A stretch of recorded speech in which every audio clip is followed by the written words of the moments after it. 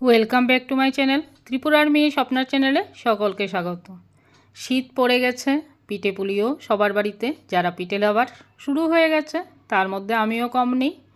কারণ কি বলতো, এখনকার এই যে প্রতিদিনের মোটামুটি সকালবেলায় সেটা আমাদের ব্রেকফাস্ট, আর সেই জন্যেই বানিয়ে ফেললাম ঝটপট কত সুন্দর নরম তুলতুলে সুজির চিতই পিঠে।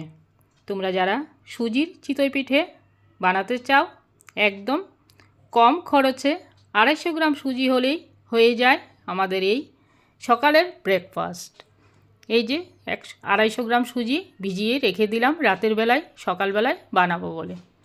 দেখো আমি এটা তৈরি করেছিলাম, জল দিয়েই সামান্য ভিজিয়ে রেখে দিয়েছিলাম। পরদিন সকাল ঢাকনা খুলে চলো এবার দেখি, এই যে ফুলে ফেঁপে উঠেছে সুজি, ভীষণ যখন নাড়ানো হবে। এখানে ময়দা বা কিছু অন্য চালের গুঁড়ো কিছুই ব্যবহার করব না, শুধু সুজি দিয়েই সেটা বানাবো। আর সঙ্গে দিয়ে দিলাম সামান্য নুন। আমি গরম জল দিইনি, তোমরা চাইলে একটু উষ্ণ জল দিয়েও ভিজিয়ে রাখতে পারো। এবার চলো বানানো যাক। যারা পিঠে লাভার, পিঠে ছাড়া কিছু চিন্তা করতে পারে না, বিশেষ করে শীতকালে।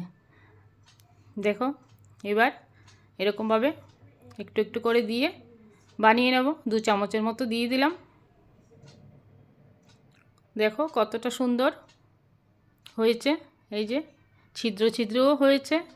চালের গুঁড়ো থেকে কিছু কম যায় না এটা, তবে চালের গুঁড়ো অনেক সময় শক্ত হয়, কিন্তু সুজিটা সব সময়ই নরম থাকে। তুমি যদি 2 দিন রেখে দাও সেটা নরমই থাকবে, একটুও শক্ত হবে না। এইভাবে পরবর্তীগুলিও এক এক করে এরকমভাবে বানিয়ে নেব। দেখো এটাও বেশ সুন্দর হয়েছে। তোমরা বাড়িতে এইভাবে ট্রাই করতে পারো। এবার তার সঙ্গে কি খাওয়া যাবে বলো? শুধু তো এটা খাওয়া যাবে না, এবার তার সঙ্গে আমরা বাঙালিরা পায়েসটাই ফেভার করি। তাই চলো এবার পায়েসটা বানিয়ে ফেলি।